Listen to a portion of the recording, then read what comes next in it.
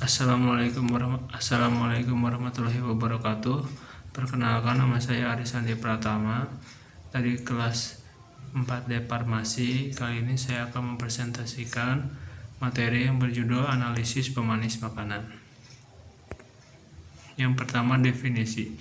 Pemanis merupakan senyawa kimia yang sering digunakan untuk keperluan produk olahan pangan, industri, serta minuman dan makanan kesehatan. Menurut Peraturan Menteri Kesehatan RI Nomor 235, pemanis termasuk ke dalam bahan tambahan kimia selain zat yang lain seperti antioksidan, pemutih, pengawet, dan sebagainya.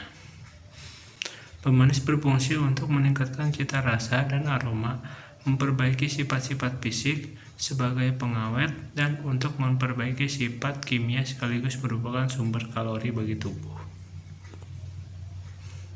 Pemanis buatan. Pemanis adalah pengganti gula sintetik. Pemanis tersebut dapat berasal dari bahan alami seperti tanaman herba dan hasil olahan gula biasa. Pemanis buatan juga dikenal sebagai penambah rasa manis yang kuat karena rasanya jauh lebih manis dibandingkan gula biasa. Pemanis alami merupakan bahan pemberi rasa manis yang diperoleh dari bahan-bahan nabati dan maupun hewani. Berikutnya adalah perbedaan pemanis alami dan buatan. Pemanis alami pada suhu tinggi bisa terurai, sedangkan pemanis buatan cukup stabil jika dipanaskan. Lalu pemanis alami memiliki kalori tinggi, serta pemanis buatan memiliki kalori yang sangat rendah. Pemanis alami berasa manis normal, tetapi pemanis buatan berasa manis puluhan sampai ratusan kali rasanya lebih manis gula. Pemanis alami harganya cenderung lebih tinggi dan pemanis buatan harganya sangat terjangkau. Nah, pemanis alami lebih aman untuk dikonsumsi, dan sedangkan pemanis buatan dapat berpotensi menjadi zat karsinogenik atau penyebab kanker. Berikutnya contoh-contoh pemanis.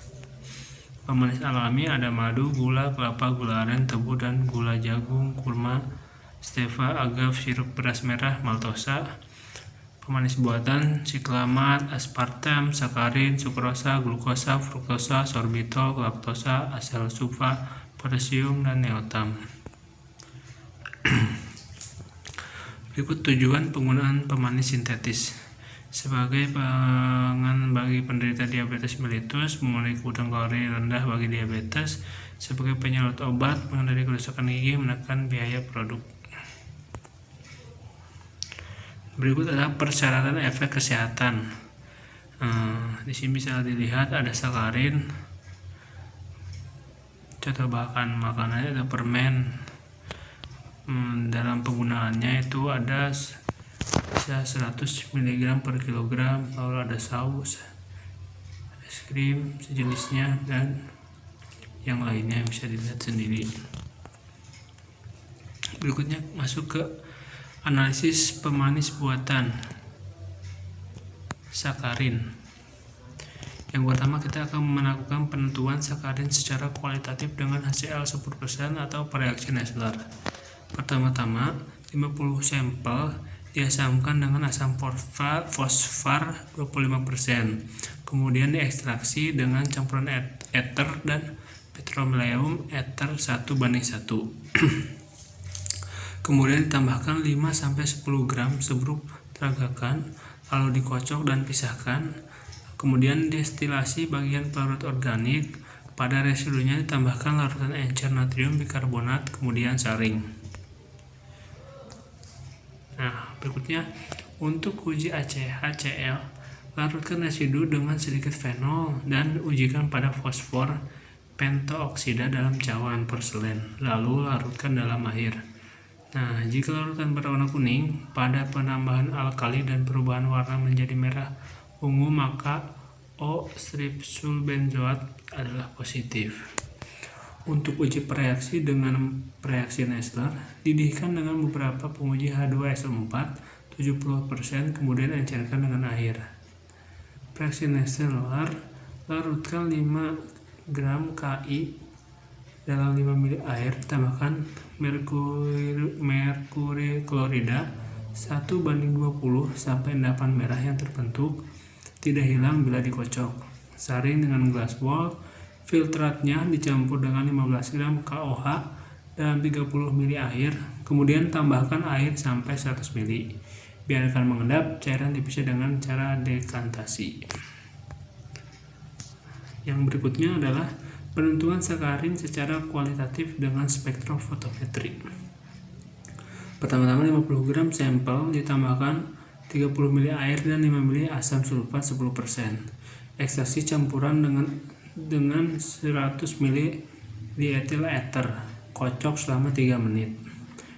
Kemudian akali dengan hidrogen karbonat 1%, asamkan lapisan air dengan HCl 10%, kemudian ekstraksi kembali sebanyak 2 kali dengan 30 ml.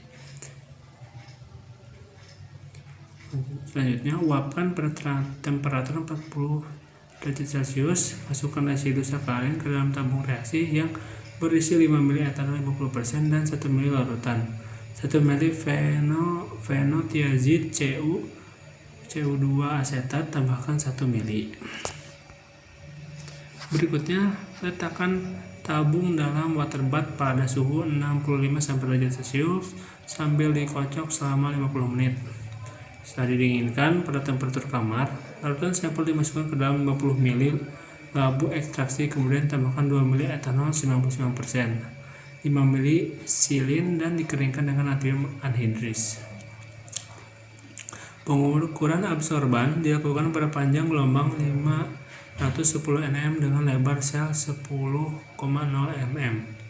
Larutan standar dengan cara membuat sari larutan yang mengandung sakarin antara lain 0,1 mg sampai 2 mg dari kurva standar antara absorban terhadap larutan standar dan didapat kadar analitnya.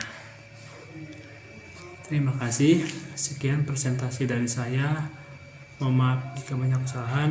Wassalamualaikum warahmatullahi wabarakatuh.